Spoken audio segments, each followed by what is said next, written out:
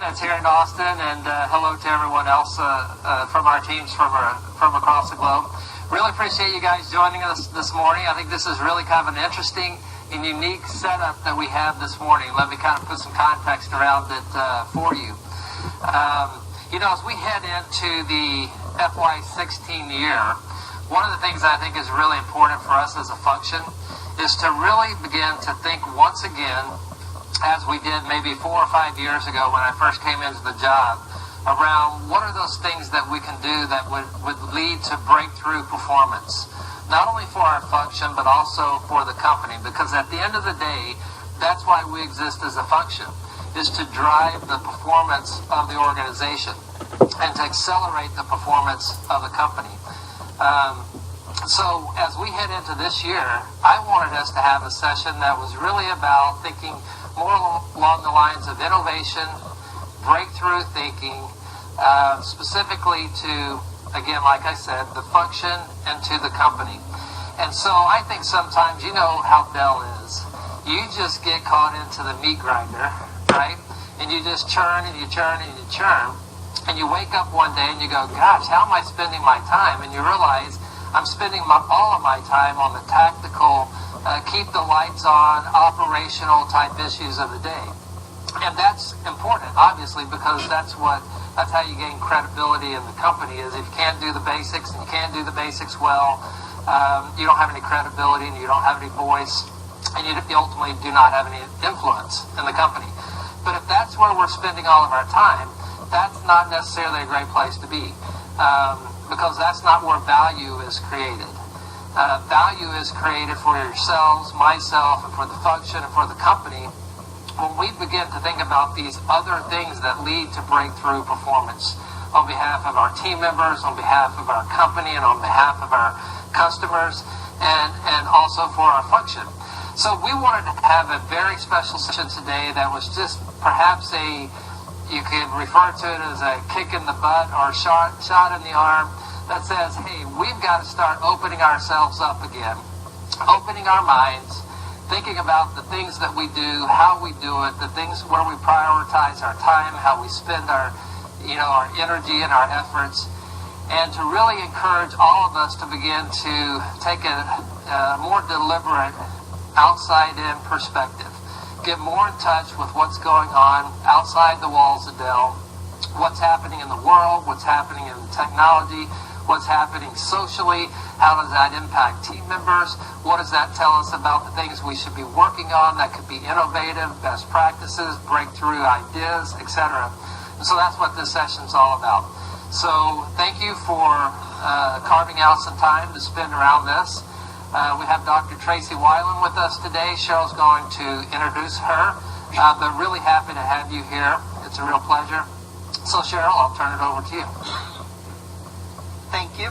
Hey team, so back in October, I was at the Work-Life Congress conference up in New York City, and it's one of our diversity events we attended, and Dell's been recognized 7 years in a row for being in the top 100 for working mothers, so congrats on that first. But what I loved about being at this conference was it was all about future-oriented. And so it wasn't necessarily just about drilling into working mothers. All of the presentations, the breakout sessions, and the different sessions were focused on work and the future of work. And Tracey spoke at it, and I was really kind of taken by just a lot of the messages and the content she had, because it really just kind of helped me think bigger, broader, more longer term. People were thinking multiple years out, not just this quarter, this year, 3 years, but even 10 years out, and really thinking about that. And as you think about all the things that impacted, it was really a very worthwhile session. So in talking with Steve, we did want to bring some outside-in thinking. I know we're looking at things from an HR services perspective. We're really looking at what are those things that help enable the business for a longer-term game-changing. And I think this will just spark a lot of great conversation. So I'd like to introduce Dr. Tracy Island. Thank you, Cheryl. Thank you, Steve. Thank you all for having me here today.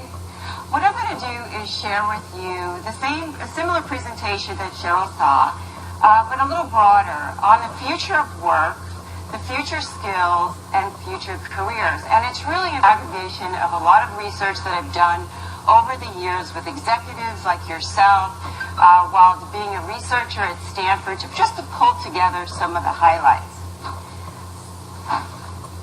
So what I'm going to cover, thanks, macro trends impacting organization, some micro trends and skills, HR best practices, and my favorite part is a time to take a career selfie. So that's a lot of material, so I'm going to move fast, and I hope that you can keep up with me. So, on the macro trend side, I did a think tank. Actually, I did it with the Palo Alto Institute for the Future and Stanford, and we talked to executives like yourself. We locked them into a room for about a day and a half, and we talked about what are some of the key forces that are driving change in the workforce. I'll give you a few. We came up with 10. The first one was extreme longevity. You, my dear, and me, we're going to be living to 100. The reason I want to talk to you, right, because you know women, we outlive the guys, right? Especially this one. That's right, Greg. We'll get to you. So, we're living to 100. I asked 200 leaders, what does that mean to you? And they said, well, you know, Tracy, if I have to live to 100, I'm going to have to afford to live to 100. And if I'm going to have to afford to live to 100, I'm going to have to stay healthy enough to live to 100, educated enough to live to 100, and technical enough to live to 100. And that's pretty daunting because I'm going to probably have to live till 80 years old and work to 80 years old to be able to accomplish that. On the corporate side, oh yeah, she actually works as an 80-year-old. On the corporate side, our executives said, you know, when you think about living to 100, think about what we're dealing with in the organization. We have 3 generations in the workforce. No. We have 4 generations in the workforce. No. We have 5 generations in the workforce. McDonald's said that their youngest employee is 14 and a half years old. Walmart in the room said my oldest employee is 101. That's mind-boggling when you think about it, because every generation brings in what? New goals, new expectations, differences about how they think, how they learn, how they view leaders. And most obvious, technology differences, right? You know it. There's some people who just love technology and they're going, let's use it every day. Let's use it every day. And then there's some people who say, I hate technology. Keep it out, right? Let's go back to paper and pencil. It's great. And then you have some people like in the middle, like me. We didn't really grow up with technology. We're sort of immigrants to technology. And we are curious about it, but we're kind of hesitant about using it. It made me think of a YouTube clip. You may have seen it yourself.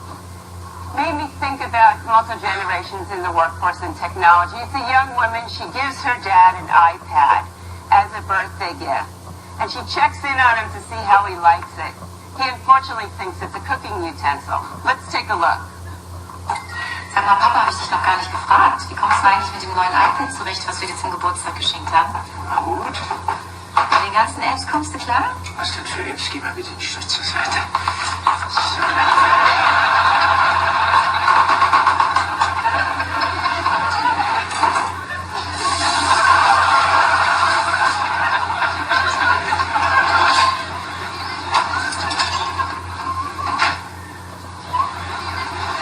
So. I'm sure everyone can relate. Multiple generations in the workforce. But the other thing is it also brings in deep diversity, right? This is another force we talked about, that it's not just about race, color, gender, age anymore. There's so much more in diversity that we have to think about. Principles, value systems, how we just logically think. And all of this comes out to play when you have multiple generations in the workforce. VUCA, volatile, uncertain, complex, and ambiguous. It's an Army War College term that we discussed at length. Leaders are saying this is what it's like to run a company today, different than in the past, right? You never know when there's going to be a natural disaster that could wipe out your supply chain, right? PCs can't get to the stores, servers can't get to the customers. You never know when there's going to be a cyber attack, right? Sony in the news, you don't know when your network or your data could be at risk. And you never know when there's this little bitty startup that comes out of nowhere and eats your lunch or a bit of your business. Such as Netflix sort of helped wipe out Blockbuster. Uber is just transitioning the whole transportation, whether taxi drivers like it or not. And you just don't ever know what Google's going to get into, do you? They can just get into about anything they want to because an employee has an idea. So, what did we talk about? We need new kinds of leaders, right? In a VUCA world, both uncertain, complex, and ambiguous, we need new kinds of employees, new kinds of leaders who can lead through the volatility, almost like first responders. We called it transdisciplinarity. Team people, people who have breadth and depth and a technology overlay. People who can guide us from today into tomorrow, no matter what happens. Globally connected world of flat world labor I put together. I call it from eBay to Elance. eBay because it's a marketplace that I used and actually developed a business in under an hour on a weekend and accepted international currency. Any business can be global thanks to technology. It does a lot for companies because we can be anywhere and everywhere instantly. Elance is a marketplace that I also use. You might also use it as well. In under an hour, I was able to aggregate talent from all over the world. I have writers, editors, people who do statistics, search for me, video clipping for me, MBAs, PhDs for maybe $2 an hour. I love using Elance for some of my projects as an individual, and so do companies. eBay to Elance puts a lot of pressure on us. One, we love it as corporate executives because we can be international anytime, anywhere. We don't like it as individuals, right? Because I have competition now as talent. And we can think about from a corporate world, we actually don't know anymore where the next innovative idea is going to come from. You just don't know. It could be an employee, it could be a competitor, or it could be a kid in a garage somewhere because we've given them the tools to create, and they will, and they'll learn. In fact, I was just cruising around to say, what if a do-it-yourself computer comes out of nowhere, it's on Kickstarter, you could get it. Could that be the next innovation opportunity for us or threat to our business? Thank you. Or crowdsourcing. Crowdsourcing is very popular today. Companies use it to aggregate ideas, but we also use it for talent. You may have heard of gig walk. Walmart crowdsources walkers to walk up and down the retail chain, the chain aisles to check on products, positioning, shelf space. Marketing people used to do that. Apple spent $10 billion this year in crowdsourcing app development.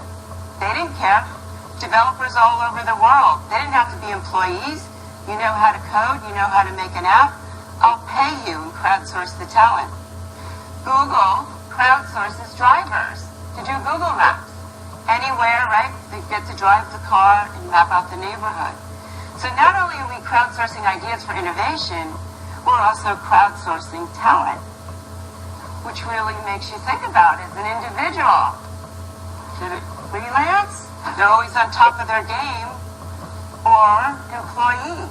As an HR person, you may be saying, do I need full-time employees anymore? If I can crowdsource the ideas and I can crowdsource the talent, what do I really need internally? In fact, would firms even exist? Any more in the future is hard to say. Or will we become a gig society? So as we shift from the classical world to the digital world, we talked about a number of skills. 10 skills, actually. These are in addition to the skills we already have. Problem solving, right? Critical thinking. None of these go away. But instead, we talked about new skills that we might need to develop to stay relevant. I won't go through them all. I'll just pick a couple. First one, new media literacy. You know, 65% of us are actually visual learners. Interesting. Yet we still deliver things to people in text. So what we said is, really, if people are watching more YouTube, right, 18 to 34 is you're watching YouTube, aren't you? Yeah, sure you are. You're doing it to tie a bow tie. You're doing it to do your shoelaces. Yeah, I know. I do it to cook, figure out how to get to school in the morning. Multimedia. Let me give you an example. Just think about this and how you could translate it into your business. I was in Amsterdam, and all these people were running downtown. And I'm like, why are you running downtown? And they said, there's a store opening. And I said, well, what store? I said, H&M. Who cares, right? H&M, really? I'm too old for that. They go, no. You have to come downtown and watch this store opening because it's very visual. Let's take a look. This is 3D building mapping. This is a very boring building on the outside that is now going to come to life in the store opening over Christmas. And I am starting to get really excited about the store opening. So they're shining the video on the building to bring it to life.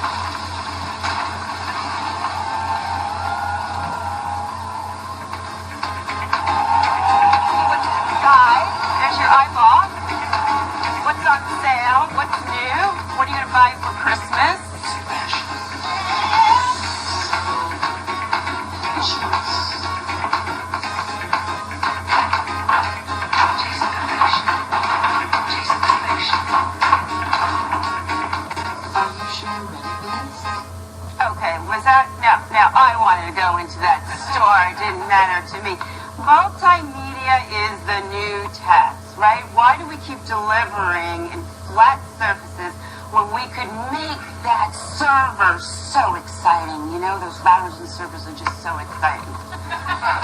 Sense making. Let me simplify. I call it uber critical thinking. Sense making. How do we make sense of the vast amount of data around us? I'm going to give you a very simple example. Do people know the store Nordstrom? Okay.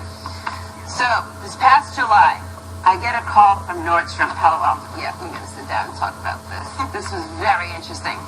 They said, Tracy, we miss you. I said, you miss me? They said, yeah, we miss you. I said, how could you miss me? You don't even know me. They said, oh, we do. We know you actually quite well. We've known you for about 3 years because we know all your credit card data. You see, and we've been collecting it. We know what brands you buy. We know what departments you shop in. Pretty dress. We even think we know your favorite salesperson. So I said, and we miss you. We miss you because, you see, Tracy, you shop every December and August, which happens to be, you know what it is, the big sales. Big sales. I'm a bottom fisher.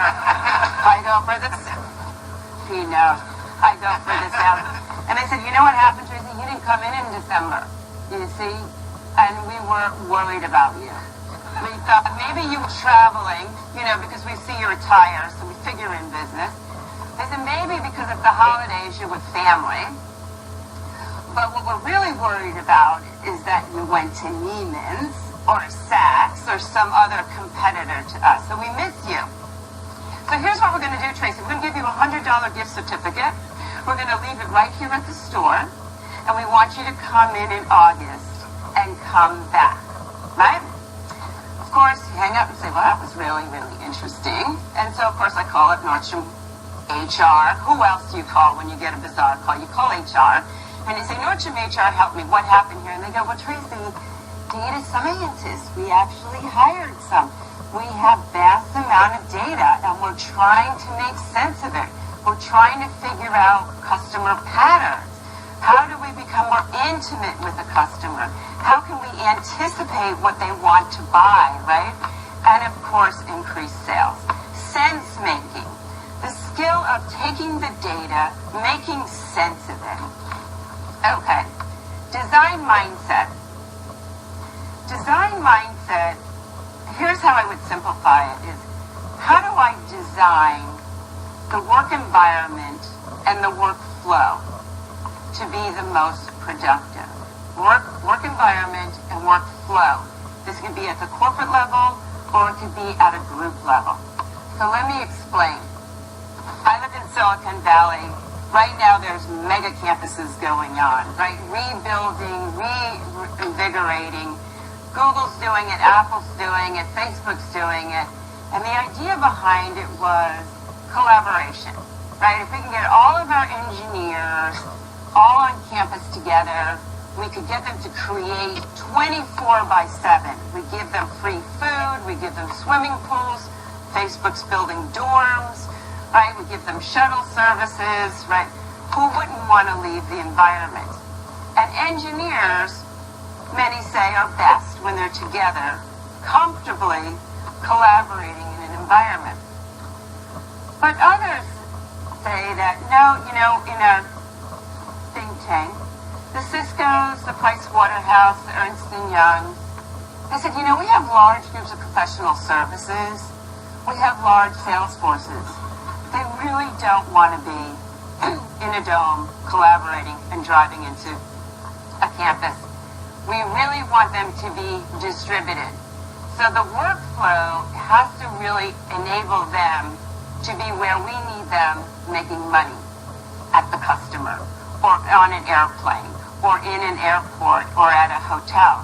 So we have to figure out a workflow that uses the technology so that they can be very productive.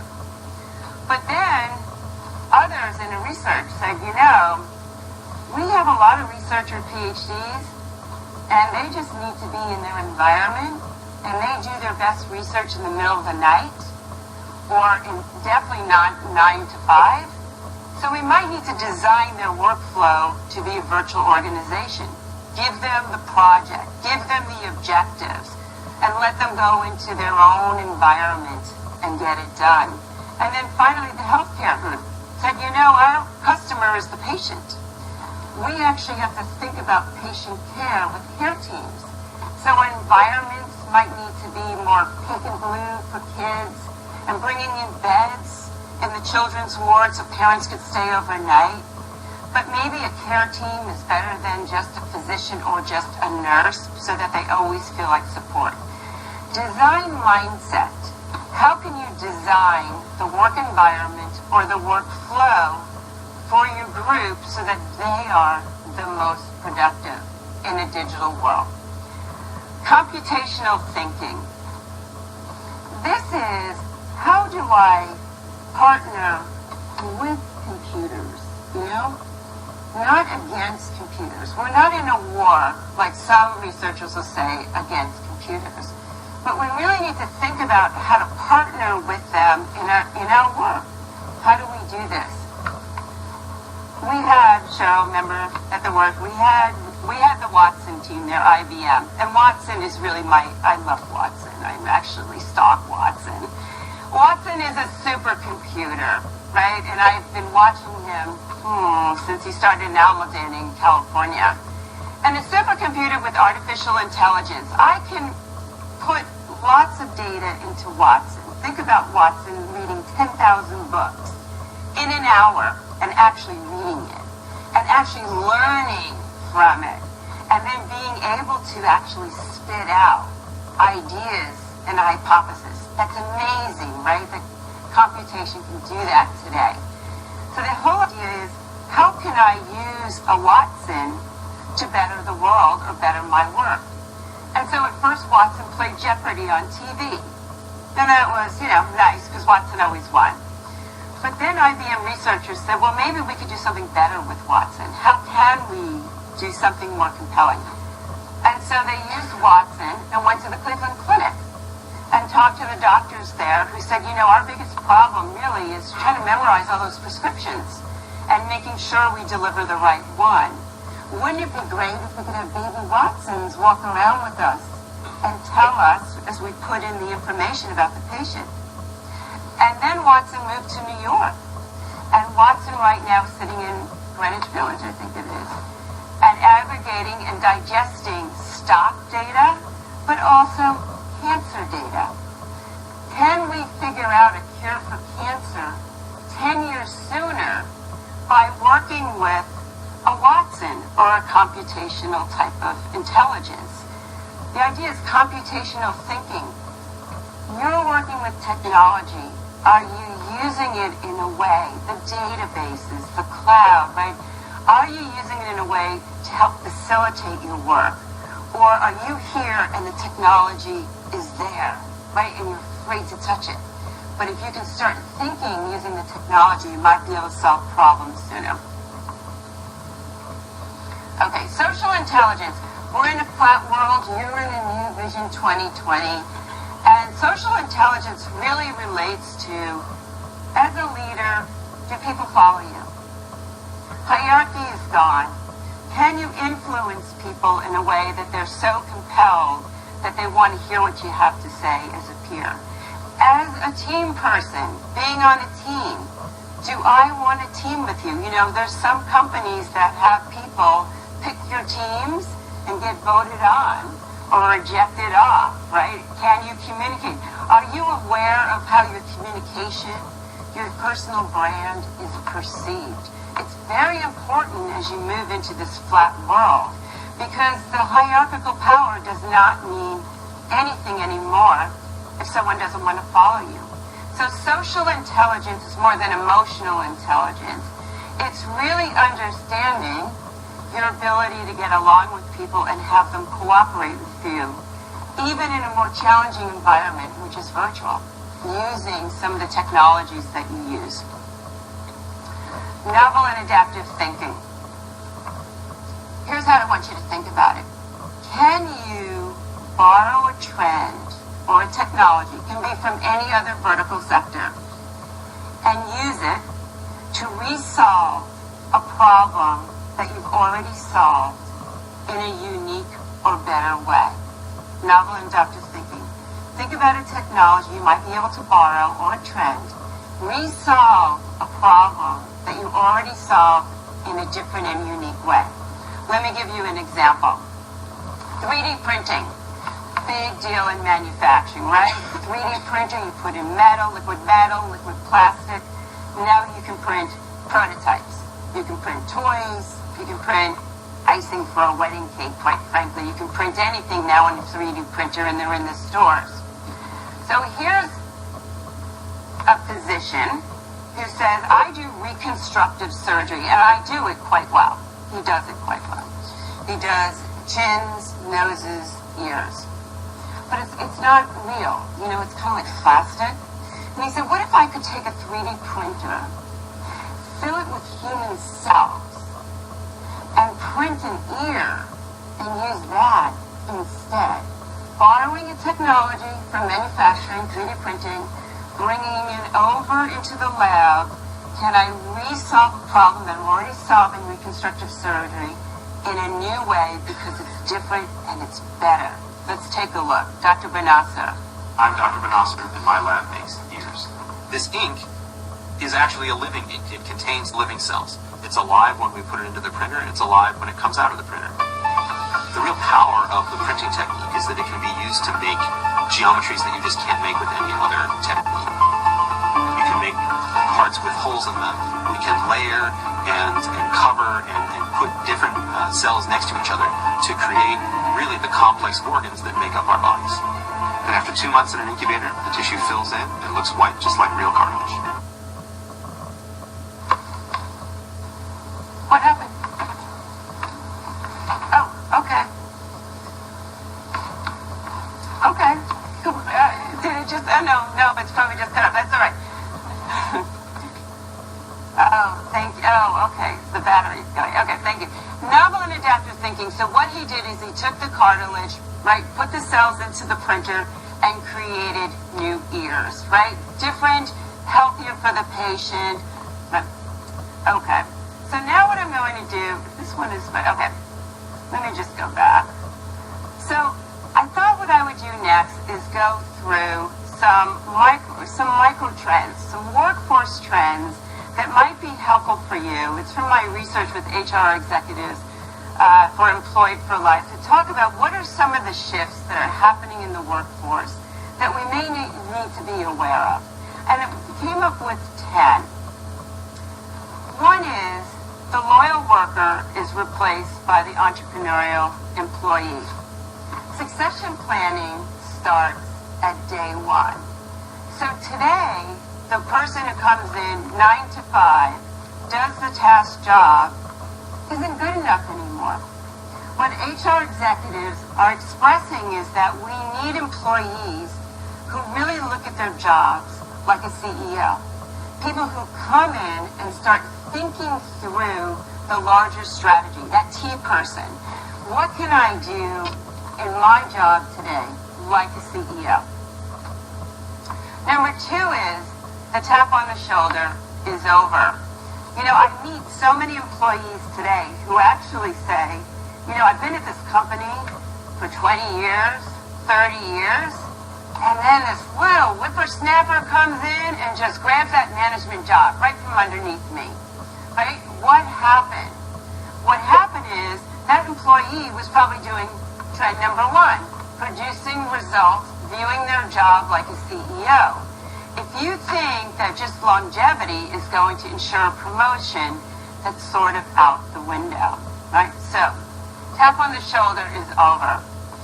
Individuals have shifted to teams, and I think high tech knows that very well. A lot of companies, believe it or not, still value that individual person who can dive and catch and save the business.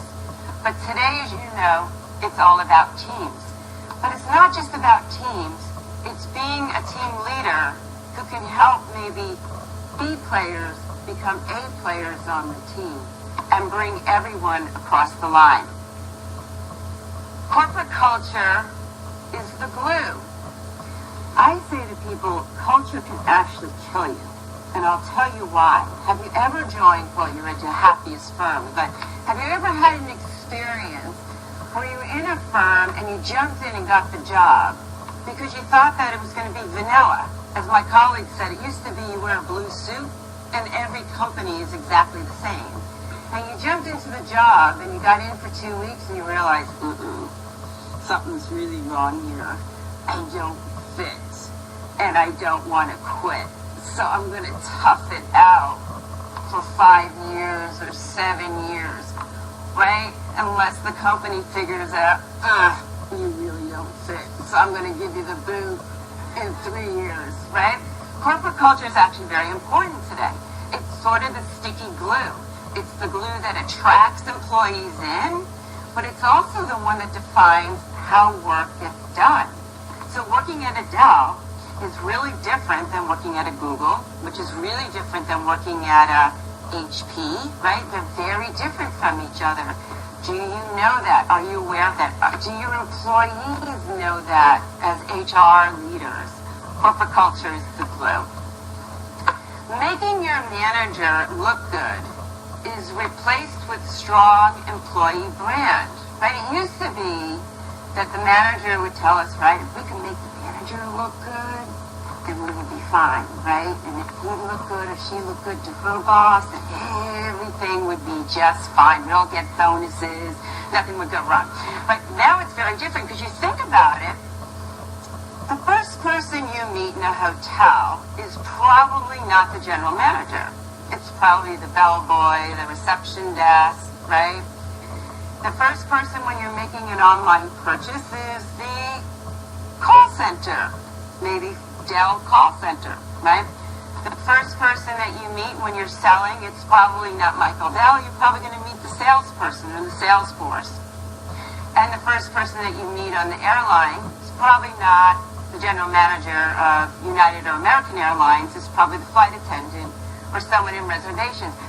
Your perception of that whole company, that brand, is made on that touch point, right? And executives know this today. Why would you want to make me look good? It's nice to have, but really, I need you to make the firm look good because you're the touch point with the customer or the distributor or the vendor. Personal brand. How are you going to project what we want the brand to project, and how are you perceived? The firm is not your family, it's your team. Now, I know that this might be a family organization, but the way that I mean it is really, as a manager, I'm not your mom. And as a colleague, I'm not your sister. So I'm really not going to take care of you, so don't complain on my shoulder. Okay, I'm not, I'll give you tissue, but really, I'm your family in a sense, but I'm not really your family, right? So think about it more as your team, right? How are we together as a team going to support each other? And finally, the corporation is a stop, not a destination. So make it work for both of you. Now, I want to be clear on this because I know people want you to work at Dell for life. But let me just put it in perspective. Companies used to last 75 years. The average term of a company today is 15 years. Right? You know that. Lots of transitions here. When you join a company, we used to just say, I'm here. I'm parked. I don't have to worry about anything because I'm set for life. And we know, you're in sales, right? HR sales, you work with sales. You know that's not true, right? So from day one, we were talking about this. From day one, you have to start looking at it. How can I make this experience everything? Because it may not be there in a year or two. We don't know. Right, so make it work for you. And as a company HR leader, how can I make it worthwhile for my employees? Because I want them to come in every day as that T-person CEO and make it worthwhile for them. So the corporation, if you view it as a stop, not the destination, it helps you rethink through, what am I going to get done? What exciting things am I going to do for my employees and get them excited to do for me? Okay. Usually by about now, people say, what do I do, right? Are there best practices out there? How can we change our workforce or deliver some of these new innovative ideas? So here's a couple that have come up from different HR executives that I interviewed or companies I've worked with. You may already be doing this, so I didn't want to go through them all. Lateral moves, job rotation, high visibility projects, the prize. You do the prize here? Prize is very popular with actually a lot of technology firms where we set up 3 teams. We give the executive staff as the coach. The 3 teams are all different levels of performers.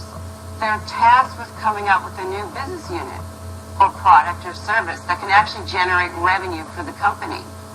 They're given a period of time, in addition to their day job, they're not given all the time off, in addition to their day job, to go out and think through a whole business plan.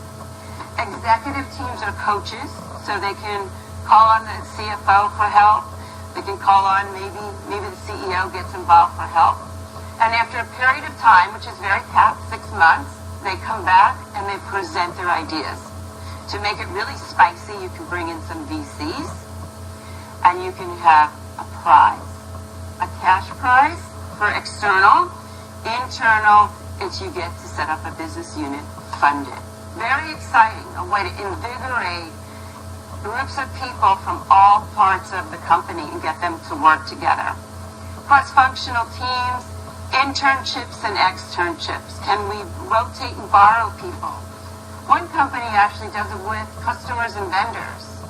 They want their employees to see the full spectrum of the business. So they rotate them outside of the firm to vendors and customers, and in exchange, they rotate in personnel. I don't know, depending on your format. Overseas opportunity, reverse mentoring is popular for technology, right? As a millennial, I'll help you with technology. As a seasoned executive, you help me with areas you're experienced in or skilled in. Incentive reward systems, the Starbucks cards, things like that. Positive transitions. Some of the consulting firms use this.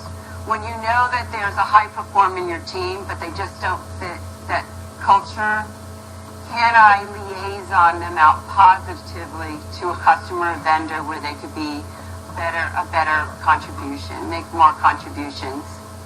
Real-time feedback. A lot of companies are walking away from the annual review, the 6-month review, and just doing real-time, instantaneous. And the 100-day plan for executives.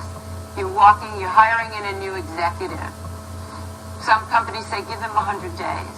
Give them 100 days and a list of people that they can call, introduce themselves, and let them come up with the idea rather than telling them this is the way to do it. Let them come in with new ideas to run the organization. So those are just a few that I went through. If there's any others, let me get to my last part because I know everyone is in HR. Okay, so you're dealing with employees, except you're in sales. I wrote a blog. It went a little viral with the media called "Is It Time for a Career Selfie?" Because the world has really changed, right? We know that. We're working in a VUCA world, volatile, uncertain, complex, and ambiguous. We just went through how dynamic the workforce is. But for some reason, people aren't thinking about their own careers. We're still somehow thinking the company, which we thought was our family, but it's really our friend. We thought the family is going to take over our careers for us. And then we might find out they're not, or they certainly want you to put some skin in the game. So I encourage people to take time for a career selfie. Now, I have to point out this chart here because I looked for research on how much time do people spend on career planning. And the best statistic, you can't even see that. The best statistic is college students, second year out of college, right? So they're supposed to be interviewing and working. An hour and a half a year. An hour and a half a year, right? And they're the most who need jobs. But comparatively, they sleep 2,800 hours a year. So then I said, well, I wonder what adults are doing. And you know what I found?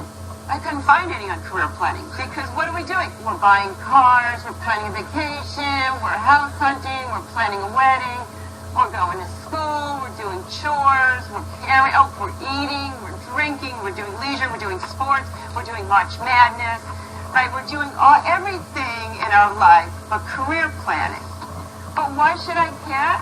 Well, I just told you, right, that you're going to be living to how long? 100 years. Yeah, there's a pill now that'll make you live to 173. So think about it. You're going to be living, right, half your life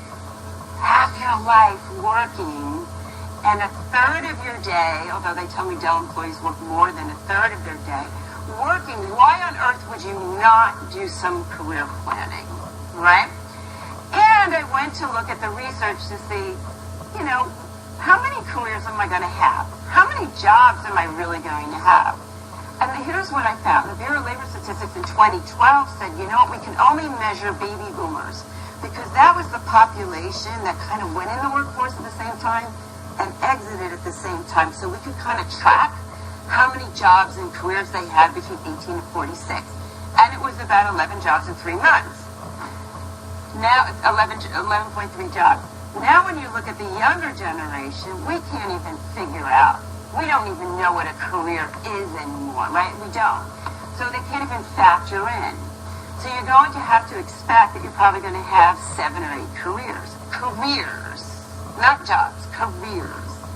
Every your lifetime. So you're at the end of the day, it's going to sort of look like this. Some of you might remember the game Chutes and Ladders, right? This might look like a lattice to others or bad art to others. But basically, your life is going to swerve, right? Which should be even more of a compelling reason for you to want to start to maneuver or direct some of the twists and turns so that you have a happy outcome. So I encourage people, take a career selfie, view yourself as a product that generates revenue, and make a business plan for yourself. Not just a work plan, because it's so much more integrated today. It is 24/7, but a social plan, an education plan, a financial plan so that you can afford to live to 100, right? And package it up and make goals. Now, interesting enough, years ago, when I was just starting off at work, I met some CEOs. And I used to ask them, how did you get to be a CEO? I mean, I'm quite intrigued with this. And they would always go into a little pocket, pull out a piece of paper, all crinkled up. One actually went into the safe in his office, pulled out a piece of paper. One went into a hidden drawer under his desk. And they kind of all had this one-sheeter. And they would kind of call it the one-sheeter life plan. And they said, you know, Tracy, what I did is I mapped out my life and significant targets. You know, I want to be married by age 32. Or I want a kid by age 34. I want to be a director by age 39. I want to be a CEO by age 45. Whatever it is, I want to be retired by this age. I want to own a company by this age. I want to be self-supporting. Whatever it is, they said I would put the target on a sheet. Now, I sort of glamorized the sheet a little bit to simplify it.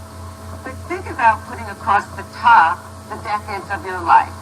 10, 20, right, 90s, 100s. And on the left-hand side, put in things that are important to you, right? Social goals, education goals, right?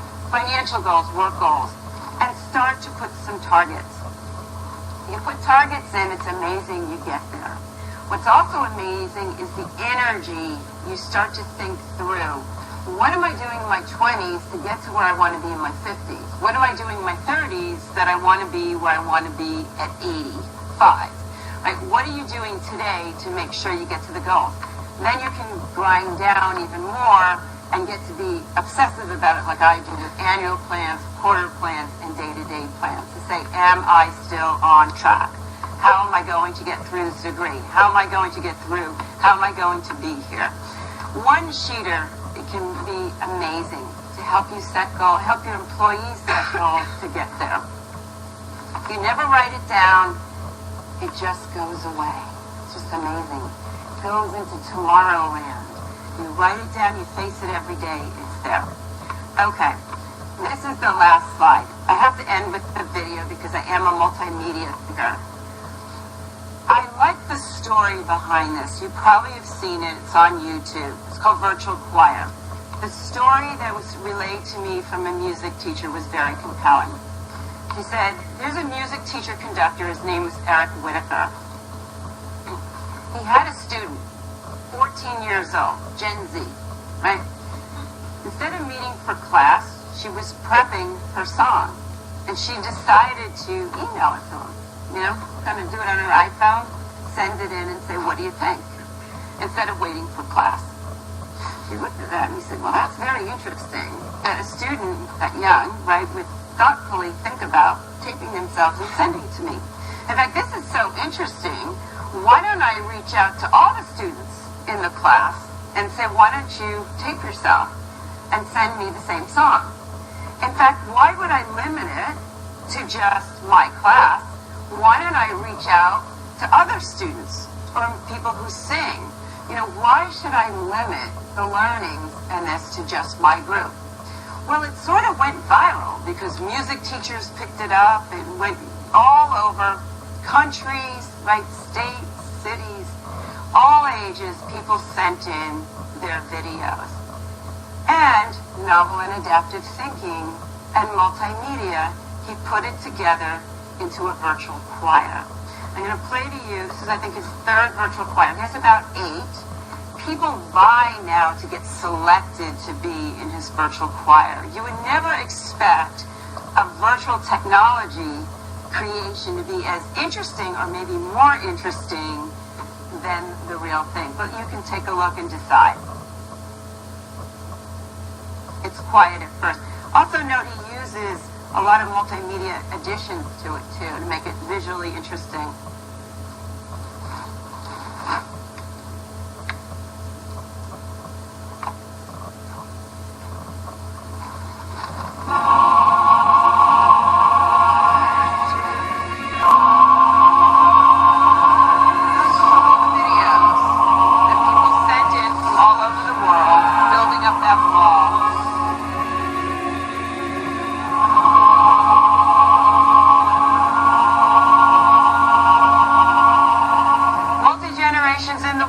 The idea came from a 14-year-old. Ideas can come from anywhere in the world. Listen to them. Multimedia can be very compelling to get your message across. Virtual collaboration, these people don't know each other. Novel and adaptive thinking, borrowing a trend and creating something different and unique.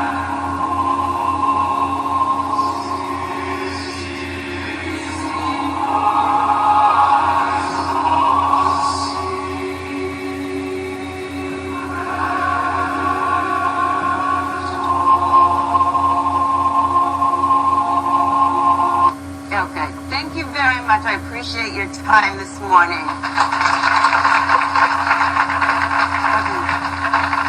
So I know we have some time. Are there any questions, comments, ideas, concerns, dialogue? Or does everybody want to break? Where do you see corporate America in 15, 20 years? I mean, how do you see the corporate landscape changing based on your research? And I think that's a good... Would you prefer me to stand up here? I could do that. I know the filming is hard.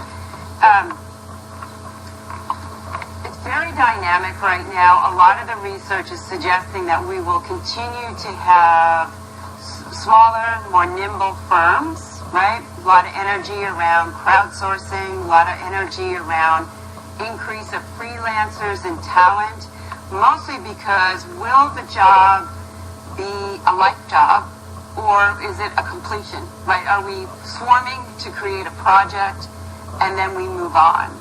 So that's why I think the point of keeping your skills up and thinking about your constant renewal and value add is pretty important. I also see a lot of technology. And I think one of the mistakes, which high-tech firms obviously don't do, but a lot of firms resist using technology. And I see a lot of frustration with employee bases because they can't use the tools, which I don't see here but in other firms. So I think it's going to continue to be more and more dynamic. Lots of competition. We have to stay one head of the game, and it's not going to be like the past where your parents worked or your grandparents worked of staying at one firm for life and being secure. So kind of an add-on to that, you touched on this, it's a virtual world. Technology gives us that capability. But how do you see the landscape in America compared to other countries, India, China? What do you see on the horizon for that in terms of our competitiveness? Or it's a global world and it's all virtual and there's no boundaries? So I think much more integration, right? Obviously, every country has its fine points. I mean, China's quite advanced. I mean, they were doing same-day delivery and shipping before we were. You know, Europe's on top of mobility. India on top of search and data. What I see is much more integrated supply chains, much more integrated customers, right? Much more fluid rather than U.S. versus somewhere else. I see it's just much more integrated. Keeping teams together, I think we have global teams, and using the technology to be able to influence, rather than just being on a team, but actually be able to collaborate and influence over large spans of distance and time, or to work with people that you may never, ever meet. It's just something that I see for now. It's probably happening in your lives now, certainly in mine, and then in the future. So much more integrated. On the HR slide, you had one bullet about multiple career tracks. Could you talk a little bit about that? I think you may have missed on that one. Sure. Yes, I'm sorry. So multiple career tracks actually was really initiated in Silicon Valley because we have brilliant engineers who just don't want to manage people. But the only way to get to director or vice president was that you had to have a P&L or manage people. So creatively, HR executives said we have to figure out multiple tracks. And it's not just for the engineering community, it's also for creative communities. It's funny, like we want to have a lot of creative people in our companies, but then we want to put them in this track of you must manage X amount of people, you must have a budget this big, you must manage P&L. Why can't we have dual or 3 or 4 tracks so that people can have the same level title, stock, right?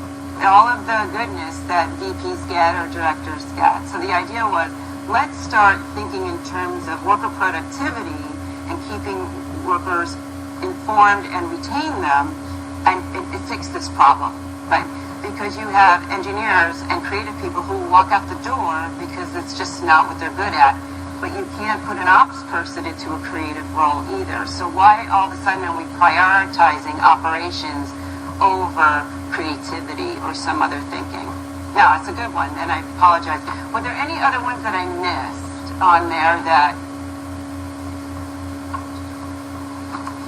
Other questions? Hi, Tracy. Good enough. Yes.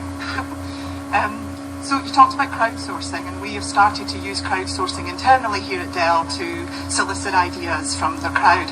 But I liked your concept of crowdsourcing talent, and I wondered, have you seen big corporations like ours use that, or is it more the smaller startups, entrepreneurial companies doing that? No, I mean that's how Apple gets apps done.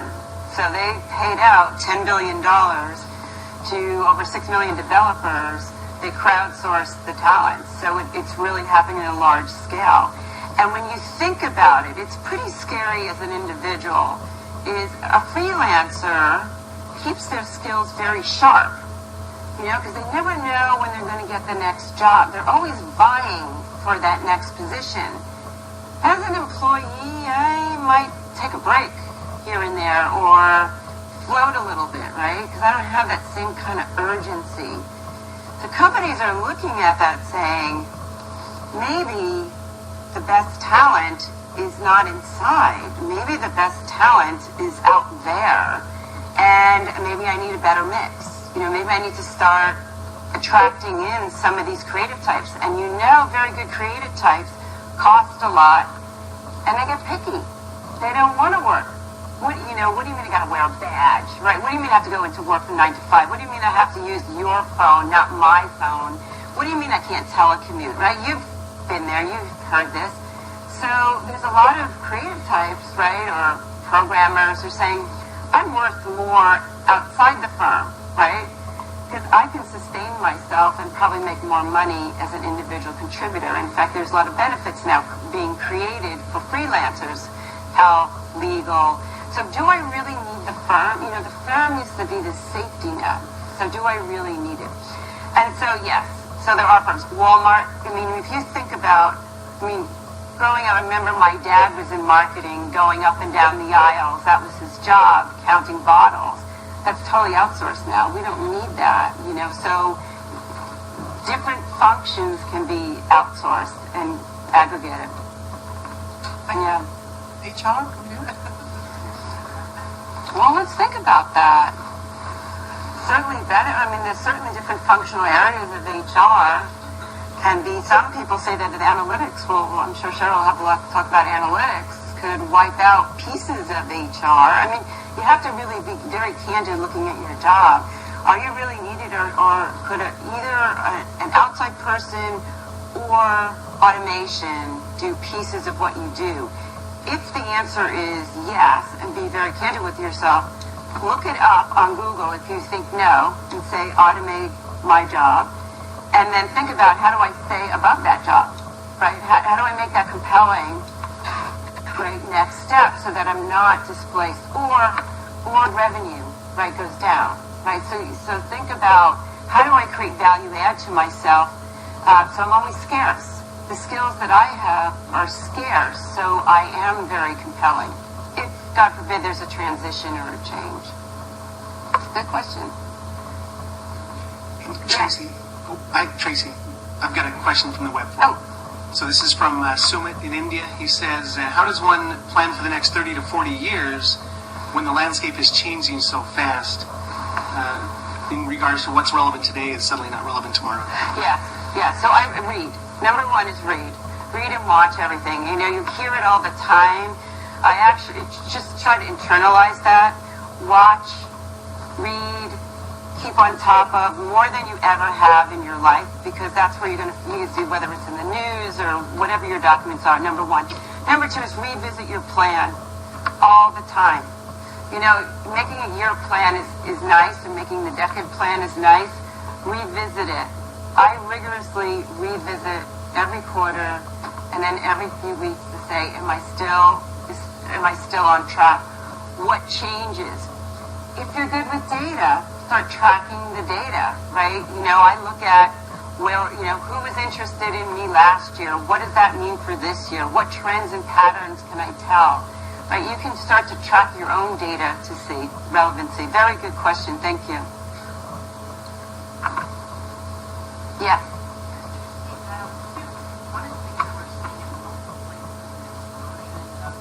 Virtual work.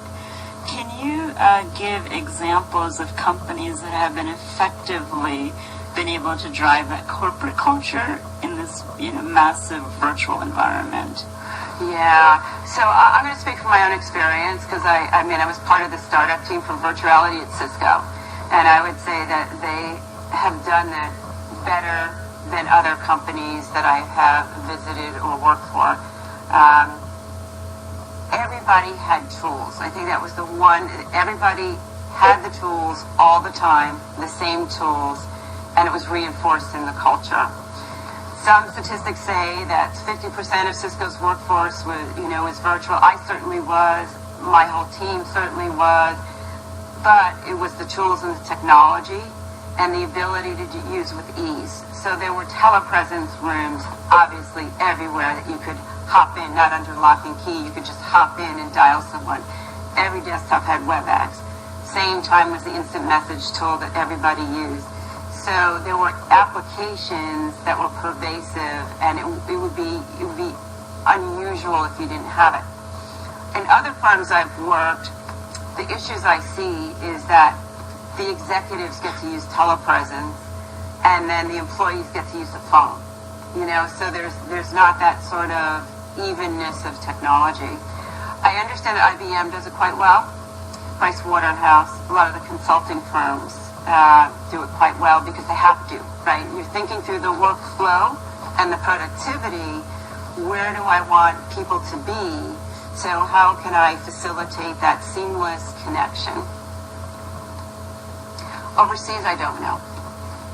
Yeah.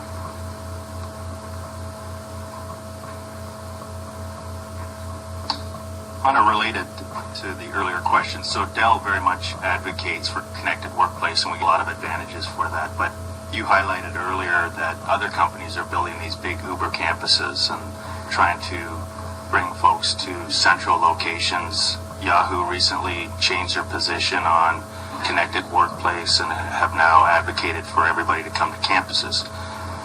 Dell very much is a company trying to develop IP and technology. what, you've looked at data, do you find that there's one more compelling sort of scenario that works more effectively for environments where you're trying to collaborate and develop IP, or it's you just have to use technology if you're going to be a connected workplace, and that can work equally effective as having everybody to come to a campus? So the campus, you have to understand that skills are in high demand. There's a skill shortage going on, and it's very competitive. It's not only in the technology, but also in the gaming industry. So a lot of these companies want to keep the IP internally, have people collaborate, make it as comfortable an environment as they can.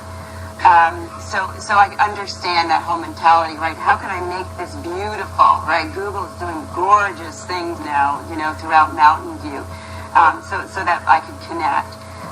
Other companies use the technology, or it's choice. I see a lot of companies having the choice. If your job requires you in the office for certain meetings in person, but not for others, what makes sense for you? Or are there satellite offices? If you're the type of person who needs to feel like you're surrounded by people at a remote location.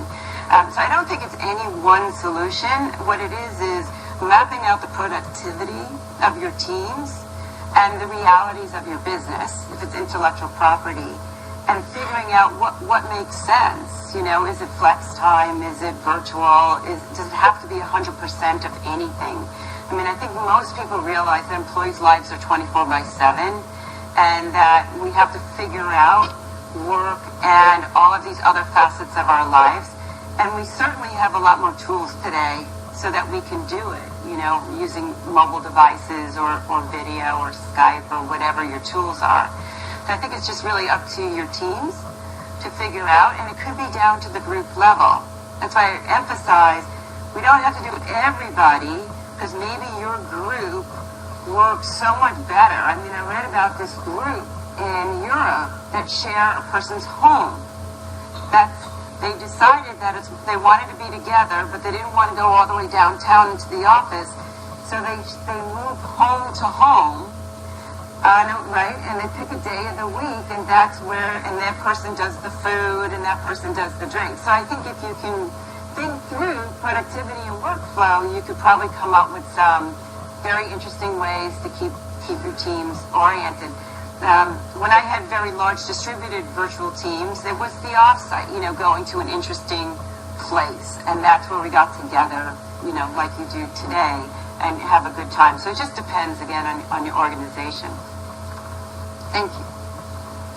Quick question on social intelligence. You mentioned how important it is for, success right now in the workforce. What's that look like in the future? So as the next generation comes in, my kids are very comfortable with Skype and doing everything virtually. So how does social intelligence change for that next generation? Right. So social intelligence, so part of that is all of the technologies, like the social media, and having fluency with it, and also knowing how to use it. So there will probably be scenarios, which you're experiencing now anyway, where you probably never meet half the employees or managers in the company. But how are you perceived? Because you're using your Facebook and you're using video. That's the same. That's a replacement for in person. So are you still as professional? Are you still as collaborative? Or do the protocols change? So the idea of social intelligence is, can you still be a leader, influence have followers, but also have followers overseas? Do you have that capability, that unique skill that you can have followers no matter where you are, whether they know you or not? And it's not based on hierarchy. It's based on, we know that person's reputation. They're out there on the social media, the internal social media, as an expert.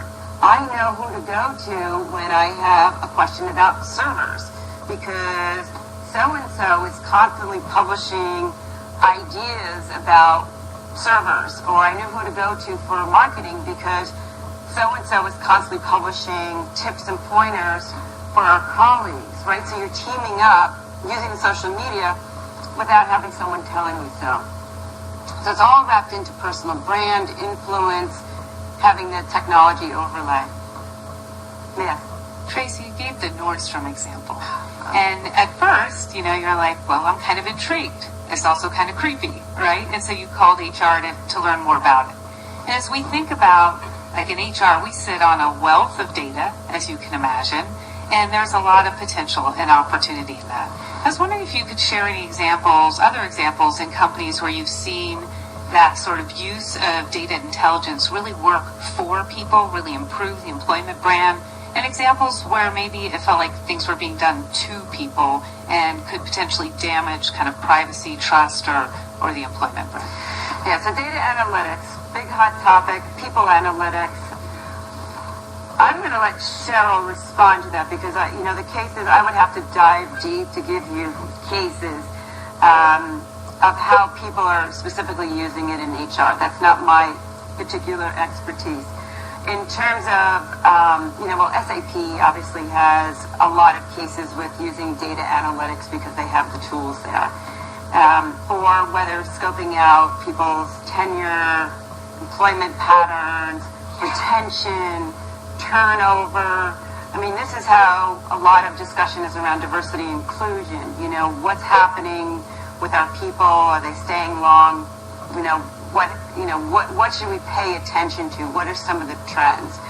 But I'm going to defer because I know Cheryl's going to talk about it in her part, and then I can come back to you if I can give you some compelling cases. Yes. I'm intrigued by some of the technologies that we've talked about that are really changing the competitive landscapes, like crowdsourcing. Can you talk about, in your opinion, what are some of maybe the top 2 to 3 that are really making a difference now and then potentially in the next 10, 15 years? It's harder to see further out, but now I'm just intrigued on what other technologies do you think are really changing the game? Sure. I think a trend that's really changed the landscape for all of us is we have become an on-demand society. I don't go to the store anymore, right? I take Amazon. I'm on it last night. I'm organizing what shipments have to be at my house by the time I get home.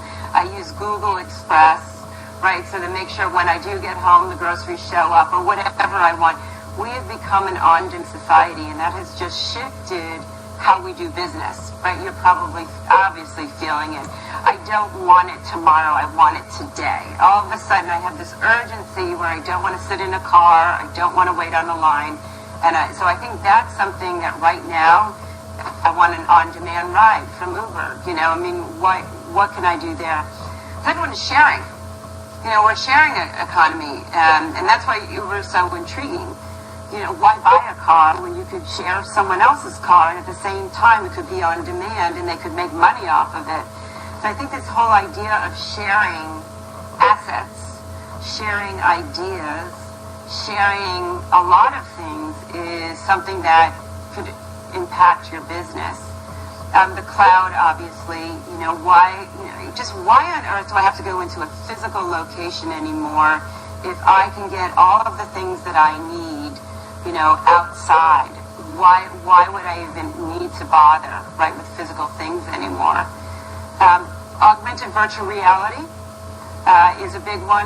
I work with hospitality and retail. It's particularly important to them.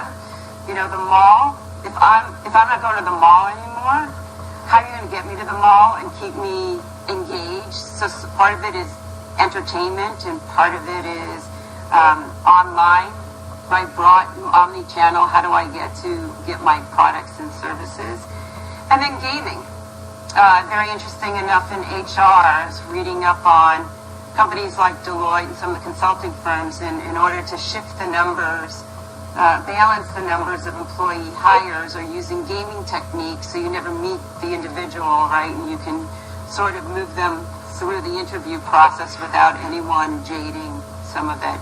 So I think all of these have incredible potentials. Right now, I think big data is one of the largest that people are looking at, is saying I can do so much more if I just can understand the data and be able to analyze it, trend it, use it in somewhere. And then artificial intelligence, Watson and Watson-like types of analysis. Thank you. A quick question. So while I'm sure it's happened in the past for sure, but it is more pervasively seen and heard today through social media. Companies being involved in political discussions or engaging their customers in social discussions. I'm wondering if you're seeing a particular trend in that area and what companies might be doing to prepare for opening up the dialogue on things that they've traditionally not opened up the dialogue on, that whether it be geopolitical issues or social issues with customers and or their team members. You mean like a Starbucks? Yeah. So that's really compelling. I think personally that he's opening up discussion because Starbucks is on every single corner, and Starbucks is impacted somewhere in the world if something goes wrong or if there is an issue. So I would say it probably depends on if there's probably an accelerated sales opportunity there behind that mission, and I would leave it up to you and your leadership's discretion on what makes sense. With that said, I think transparency is really becoming much more important for employees, particularly after the financial crisis, which a lot of young employees don't want to work for firms that are just in business to make money. They want to work for firms that are innovative, like an Apple,